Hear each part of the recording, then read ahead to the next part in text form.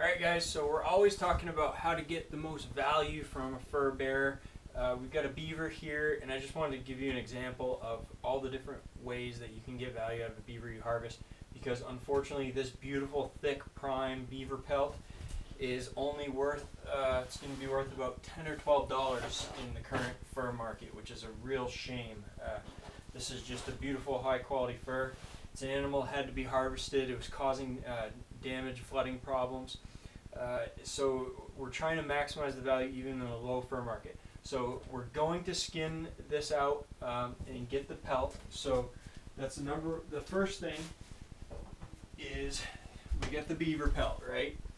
So we're going to stretch and dry the pelt. We're going to sell that. I'll probably send this to a fur buyer or an auction house to sell it as raw fur, stretched and dried. You can also send this to a tannery, get it tanned, make some hooped beaver, something, get creative with some. You could sell it as tanned fur to someone to decorate their home to get a little more money from that. But we got a number of other things with the beaver. So other than the pelt, the big thing that we all talk about is the castorium. So these are beaver casters. So they're the scent glands that are located right near the vent on the beaver. And these casters are super high value right now. They're used in perfume and a bunch of different food utility uses. These are going dried between $50 and $70 a pound. So this set of casters is probably almost worth as much as this pelt. So there's that.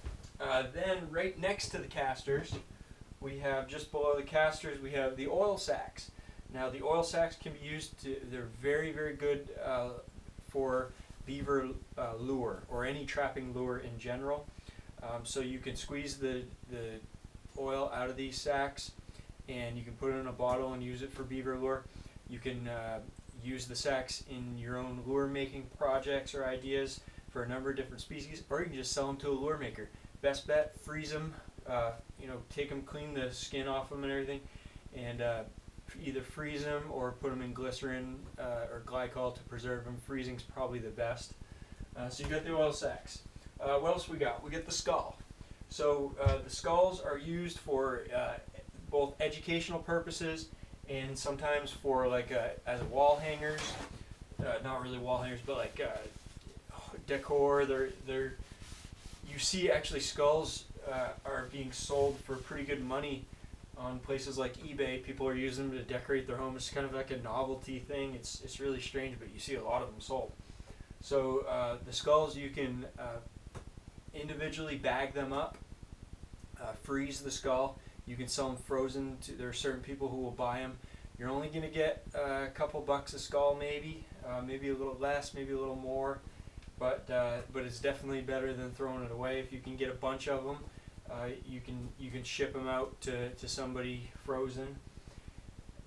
You can also, if you really want to, you can boil these skulls and clean all the meat off them and bleach them and get them nice, cleaned and bleached, and you can just sell them yourself. Sell them on eBay or sell them to another market, and you could probably make, you could probably get like $20 to $30 for a nice, clean, high quality skull. If you can't do that, say you got a tooth broke off, so the skull's not really worth much, you can actually sell the individual teeth. There's not a huge demand for them, but some companies buy them. Probably the best company you're going to be looking at is Moscow Hide and Fur, www.furbuyer.com, and they buy all kinds of weird stuff other than just the fur. But they're usually, it doesn't take much to flood that market. It's a very unique small market, so a lot of times, I don't believe they're buying beaver skulls right now, so you have to advertise that elsewhere and look for somebody. But that's an option. You can pull, you got one broken tooth, you can pull the other teeth out and sell them. I haven't found a use for the feet yet, but the claws, the individual claws, you can sell those occasionally, and they don't bring much money, but it's a little extra. What else we got? We get the tail. So the beaver tail, nice leathery tail. It's a leather skin out exterior, and it's a fatty interior. You could sell the tail in two ways. There's two uses for this tail. The leather part is usually skinned off of the tail and used to make wallets. They make a really neat looking wallet from beaver tail. There's probably some other leather items that can be made out of beaver tails. And then the fatty interior part is rendered down to make beaver tail oil. A lot of times, I've done a video on this before, I'll just chop up the tail whole with the leather on it, put it in glass jars out in the sun all summer long. It'll render down into oil. That oil is used for trapping lure. It's a very popular, well, it's not that popular, but some people really like it for coyote trapping. So it's a unique lure, and it's used, a number of lure makers use it as an ingredient in certain lures. So the tails, you can sell them frozen whole to people. Sometimes you can get $1 a piece, sometimes maybe even $2, but probably looking at about a good buck a piece for just like a standard tail. Maybe some high quality leather tails that are bigger size, you can get maybe $2 or $3 a piece. And then we have the meat from the carcass. So don't want to forget that.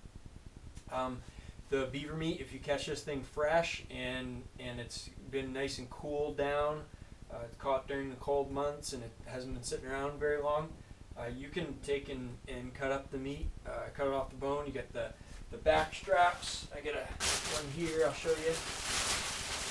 So beavers are, the bones are run a little bit different, so it's a little learning curve, but you get back straps off the back here. They're very small, but they're really nice, tender, good tasting. And then you got like these hind quarters,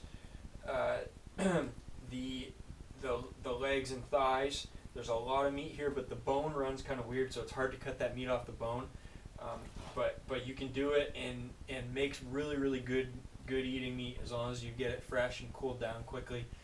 Beaver meat is becoming much more popular because it is wild, free range, natural, no hormones, no antibiotics. It's organic. It's just about as healthy as you can get right from the wild. And it's a byproduct of trapping. It's pretty awesome that it's something we can use also to feed ourselves. If you're not into that, or you have beaver, it doesn't take many beavers to really fill up the freezer, right? Well, beaver meat is extremely popular for trapping bait. So a lot of times what I'll do is bone the meat. I'll cut all the meat off the bone, cut it into chunks. I'll run it through a grinder, and I will preserve that ground beaver meat in sodium benzoate or another type of preservative, and I'll sell that to people on eBay, or sometimes you can get lure makers, bait makers that want it. If you're lucky, you can find someone nearby that's willing to buy it. Otherwise, you gotta get a little creative and try to find ways to sell it. But you can sell beaver meat for for trapping bait. So what else do we have? That's kind of quite a broad overview of all the different ways you can get value out of a beaver that you catch on the trap line. There's probably a few more that I'm not thinking of right now. If you have a female that has embryos in her, there are scientific laboratories that will use those embryos for research purposes.